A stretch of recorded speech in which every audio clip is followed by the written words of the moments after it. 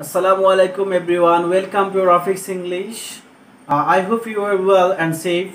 আজকে আমরা খুবই একটা গুরুত্বপূর্ণ বিষয় নিয়ে আলোচনা করব এবং শিখব। তো দেরি না করে চলুন শিখে নেই। আজকে আমরা স্ট্রাকচার ক্লাস সম্পর্কে জানব। আমি তিনটা স্ট্রাকচার লিখেছি বোর্ডে, এই তিনটা নিয়েই আজকে বেসিক্যালি আমরা কথা বলবো। তো প্রথমত একটা বোর্ডে লিখেছি আমি এক নম্বরে যে আই এম কলিং টু।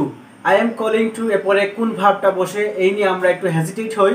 তো আজকে একদম ক্লিয়ার করে দেব যে এখানে আছে I am calling two. I M calling two এরপরে ভার্ব ওয়ান বসবে, মানে ভার্বের বেস ফর্ম বসবে।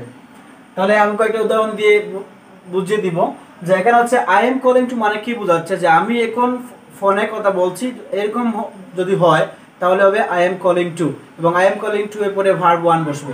তাহলে কয়েকটা উদাহরণ দেখি আমরা। যে প্রথমত উদাহরণ হচ্ছে I M calling to accept your challenge.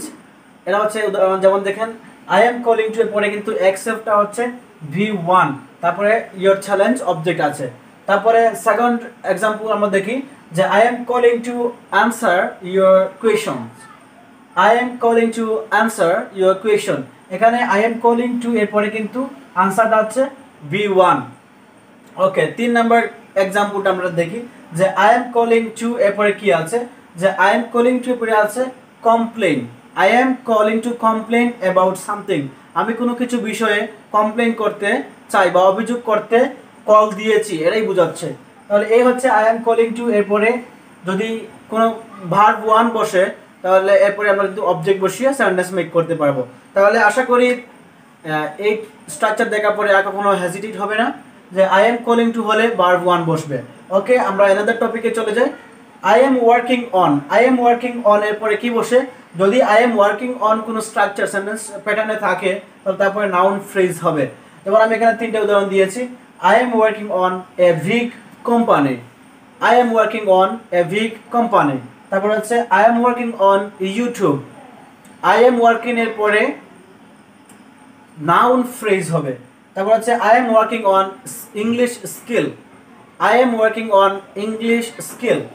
ওকে, তারপরে 3 নাম্বার যেটা খুবই ইম্পর্টেন্ট এবং খুবই আনকমন একটা sentence pattern, I am dying to. I am dying to এরপরে কি বসবে? আমরা অনেকেই চাই ইংরেজি মুখস্থ করে শিখবো, আসলে এটা হচ্ছে খুবই রং একটা আইডিয়া যে ইংরেজি হচ্ছে এটা ভাষা, এটাকে আপনি মুখস্থ করে শিখতে পারবেন না। আন্ডারস্ট্যান্ডিং থাকতে হবে, প্রত্যেকটা টপিকের উপর আপনার একটা কনসেপশন থাকতে হবে। তাহলে আই এম ডাইং টু এর পরে কি বসবে? আই এম ডাইং টু এর পরে ভার্ব ওয়ান বসবে, তারপরে অবজেক্ট বসবে। তাহলে আমরা প্রত্যেকটা তিনটে উদাহরণ দিচ্ছি, একটু দেখে নেই যে আই এম ডাইং টু এর পরে কি বসবে? ভার্ব ওয়ান বসবে। তাহলে I am dying to learn English. I am dying to মানে কি বোঝাচ্ছে? যে মনে প্রাণে যখন আমরা কোনো কিছু চাই তখন আমরা ইউজ করতে পারি আই এম ডাইং টু। আমি আবারও বলছি, যখন আমরা মনে প্রাণে মানে হার্ড অ্যান্ড সোল কিছু করার চেষ্টা করব তখন আমরা ডাইং টু ইউজ করব। তাহলে I am dying to learn English মানে আমি মনে প্রাণে ইংলিশ শিখতে চাই। I am dying to move Dhaka মানে আমি ঢাকায় মুভ করতে চাই, এটা হচ্ছে আমি মনে প্রাণে চাই। তারপর হচ্ছে I am dying two expand my business. আমি আমার বিজনেসটাকে এক্সপান্ড করতে চাই, আরও প্রসারিত করতে চাই। এরকম হলে যদি এটা মনে প্রাণে হয়ে থাকে তাহলে আই এম ডাইং টু বসবে। এই হচ্ছে আজকের একদম ইজি একটা সেন্টেন্স প্যাটার্ন। তো আশা করি এই তিনটা প্যাটার্নটা খুব ভালো করে আয়ত্ত করবেন এবং খাতা কলম নিয়ে এটা নোট করে রাখবেন। ইনশাল্লাহ আবারও দেখা হবে নতুন কোনো ভিডিওতে। আপনারা সবাই সবসময় পাশে ছিলেন, পাশে থাকবেন এই প্রত্যাশা করি। সবাই ভালো থাকবেন, সুস্থ থাকবেন। আসসালামু আলাইকুম ওয়া রাহমাতুল্লাহ।